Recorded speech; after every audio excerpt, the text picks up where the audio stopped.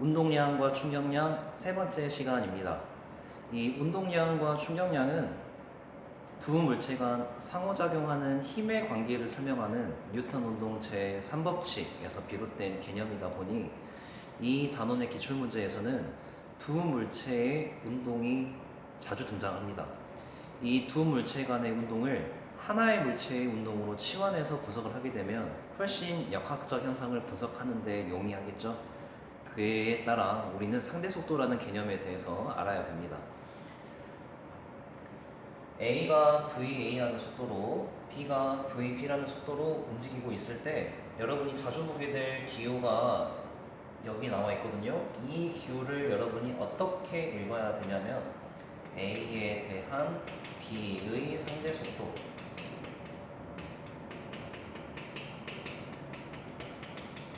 조금 더 쉽게 말하면 A가 바라본 B의 속도입니다.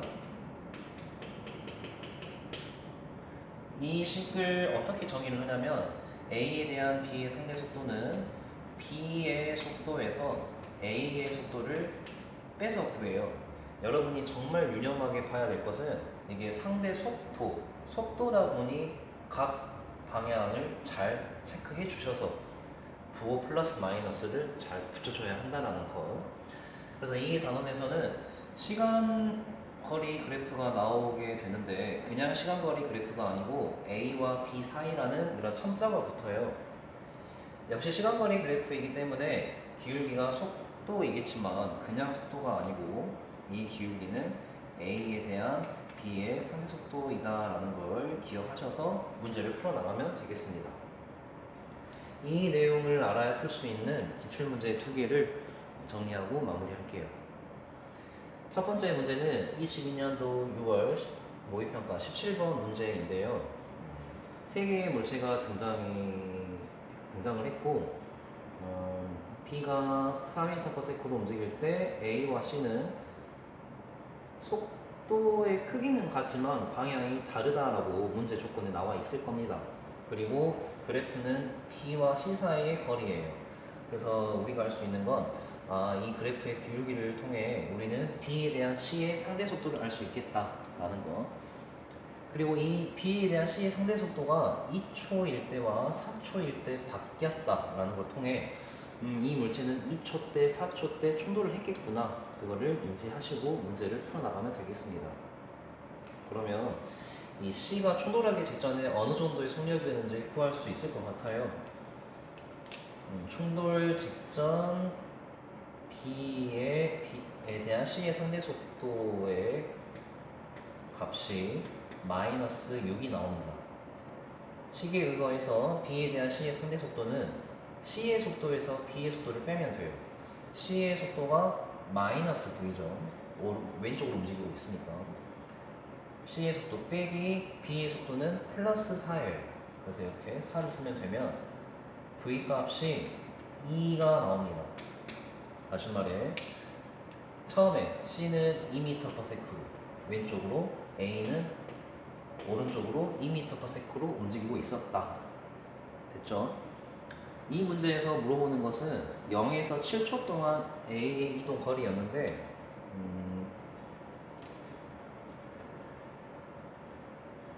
2초 때 B와 C가 충돌을 하고 그리고 4초 때에는 B와 A가 충돌을 해서 이렇게 B에 대한 C의 상대 속도가 바뀌었을 거예요. 따라서 4초 전까지는 A가 전혀 충돌을 하지 않은 상태였기 때문에 0에서 4초까지는 2m/s로 등속하는 물체의 4초간 이동하는 거리를 물어보는 거예요. 그래서 8m 이동했습니다. 그러면 4초에서 7초 동안 이 구간에서 A가 어떤 속도로 이동했는지를 알면 나머지 구간의 이동 거리 구할 수 있겠네요. 그러면 여러분이 2초 이전의 B의 속도, 4초 이후의 B의 속도를 구해내서 A와 B의 충돌 전, 충돌 후 운동량 보존 법칙을 이용을 하여 A의 속도를 구하게 될 겁니다. 자, 그러면 2초 때 B와 C의 충돌의 경우에 운동량 보존 법칙을 쓸게요. 자, B와 C가 충돌 이전의 운동량의 합은 B의 운동량은 2 곱하기 4, 8 그리고 C의 운동량은 2 곱하기 마이너스이니까 여기 마이너스 3. 이거는 이제 충돌 후에는 B가 오른쪽으로 VB라는 속도로, C는 오른쪽으로 VC라는 속도로 같다고 가정할게요. 그러면 충돌 이후에 B의 운동량은 2VB, C의 운동량도 2VC 이렇게 되어서 이 식을 정리하면 VB 플러스 VC는 2라는 식이 하나 나오고, 이걸 연립하기 위해서 미지수가 두 개니까 식 하나가 더 필요하겠네요.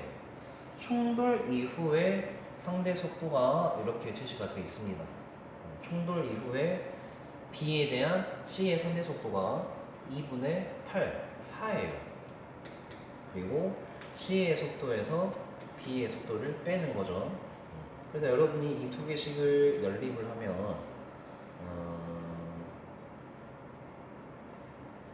VC 값이 3m/s가 나오고 VB 값이 마이너스 1m/s가 나옵니다. 이걸 토대로 VC가 플러스 3m/s가 나왔다는 것은 선생님이 처음에 설정했던 방향으로 3m/s로 가는 게 맞다라는 걸 의미하고요. B의 경우에는 마이너스 값이 나왔어요. 이거는 내가 설정한 방향이 아닌 그 반대 방향으로 1m/s로 갑니다를 뜻하는 겁니다. 됐죠? 자, 그 다음에 이제 4초 때 2m/s로 오고 있던 A와 1m/s로 마주오던 B가 충돌을 한 시점이 바로 4초일 때예요. 4초일 때 운동량 보존 법칙 이용하겠습니다. 자, 이쪽으로 내려와서 충돌 전 A의 운동량은 플러스 6, B의 운동량은 2kg가 왼쪽으로 마이너스 1m/s이기 때문에 마이너스 2. 이게 충돌 전 운동량의 합이죠. 충돌 후에는 A가 오른쪽으로 VA로 갔다고 하고 B는 VB 프라임으로 오른쪽으로 간다고 할게요. 그러면 충돌 후 A의 운동량은 3VA, B의 운동량은 2VB 프라임 이렇게 나옵니다. 미지수가 두 개니 식 하나 더 필요하겠네요. 바로 이 상대 속도를 이용하면 되겠네요. 여기다가 쓸까요, 여러분? B에 대한 C의 상대 속도 4초 이후에는 기울기의 크기가 3분의 6, 2, 그 방향이 플러스죠? 2가 나오고 VC에서 VB 프라임을 빼는 겁니다. 여러분 C의 속도는 B랑 한번 부딪히고 난 이후 3m/s로 변함이 없었어요. 그래서 여기에 3 마이너스 1이 되어야 2가 만족이 되어서 VB 프라임은 1m/s가 돼요. 그래서 여기다가 2를 집어넣어서 식을 정리하면 VA 값이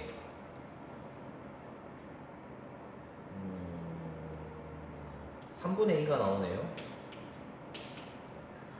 그래서 4초에서 7초 동안 A는 3분의 2m/s로 등속운동을 하고 이 구간의 시간 3초를 곱하면 2m를 이동했기 때문에 A가 0에서 7초 동안 이동한 거리는 10m가 되겠습니다. 네, 여기까지 이 문제 풀이였고요. 옆에 있는 22년도 수능 문제 볼게요.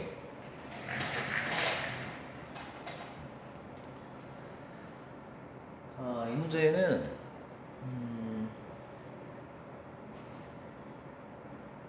내가 문제 답을 A와 B의 질량이 나와 있잖아요. MA, MB 그리고 충돌 이전 A와 B 사이의 거리가 나와 있기 때문에 이 그래프의 기울기가 A에 대한 B의 상대 속도, 이거는 충돌 이후에 A에 대한 B의 상대 속도이다라는 거 알 수 있습니다. 자, 이 충돌 이전 A에 대한 B의 상대 속도는 VB 빼기 VA인데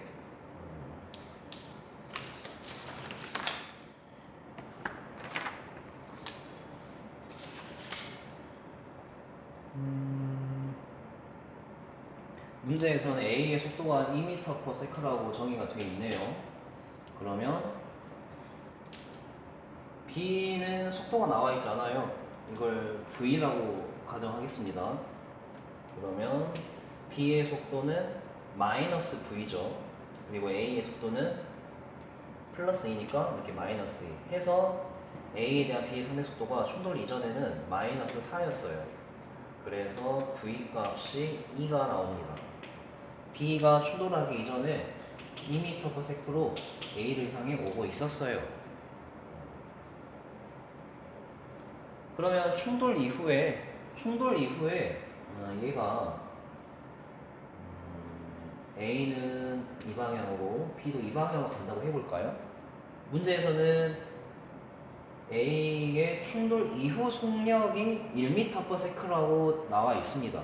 선생님이 방향을 오른쪽으로 두었기 때문에 이렇게 표시할 거고, B는 속도가 나와 있지 않으니까 VB라고 할게요. 그러면 자, 이건 충돌 이후에 A에 대한 B의 상대 속도는 4분의 12이기 때문에 플러스 3입니다. 이 값은 VB에서 VA를 뺀 값이기 때문에 VB 값 빼기 1이 되어서 VB가 4m/s가 나와요.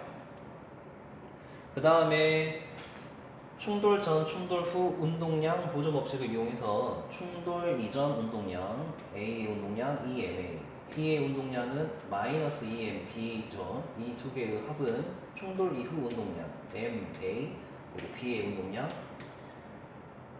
MB, VB인데 아까 VB가 4였으니까 이거 4MB가 되겠습니다. 식을 정리하면 MA가 6MB라는 식이 나오는데, 질량 A와 질량 B의 비율이 6대1이라는 선지가 아마 없을 거예요. 없을 수밖에 없는 게, 이 조건을 넣어버리면 문제 나와 있는 충돌 후 운동량의 크기가 뭐 A가 크냐 B가 크냐 그 조건을 만족시키지 않아 버립니다. 그래서 이거는 틀린 거거든요. 왜 틀렸냐면 선생님이 애초에 이 속력, A의 속력은 크기는 1이지만 방향을 오른쪽으로 두었기 때문이었어요. 이 방향이 잘못된 거죠. 방향이 오른쪽이 아니라 왼쪽으로 바꿔야만 답이 나올 겁니다. 그러면 A의 속력은 1m/s지만 방향이 왼쪽으로 바뀌었기 때문에 이 상대 속도 식부터 바뀌어요. A에 대한 B의 상대 속도가 플러스 3인 거는 변함이 없지만 A의 속도가 마이너스 1이 돼버리기 때문에 VB 값이 2m/s로 바뀌어요. 그래서 이거는 변함이 없지만 이게 바뀌죠.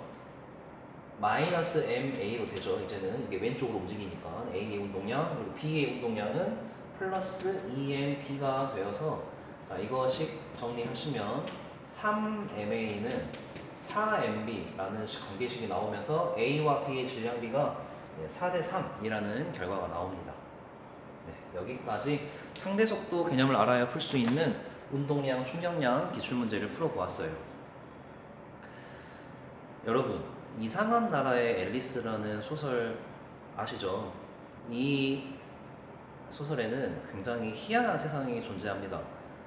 땅이 뒤로 가는 속도가 있기 때문에 내가 한 발짝 더 앞으로 나아가기 위해서는 상대적으로 더 빨리 달려가야만 하는 이 붉은 여왕이 지배하는 세상이 제가 말한 그 세상인데요.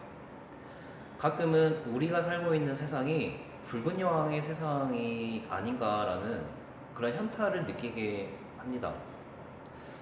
분명 나는 앞으로 나아간다 생각을 했지만 막상 뚜껑을 까보면 제자리였음을 알게 됐을 때 그 시간에 대한 배신감이 느껴지면서도 내가 머물고 있는 세상이 붉은 여왕의 세상이 아닌가 겁이 나기도 해요.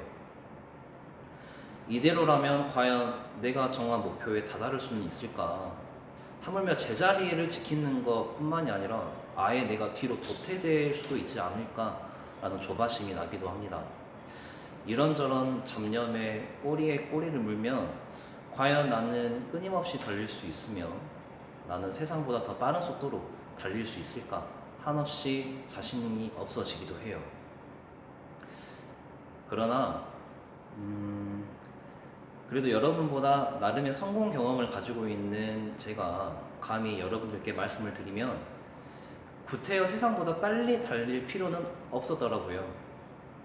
중요한 것은 빠르게 달리는 게 아니고 꾸준히 달리는 게 문제였다는 겁니다.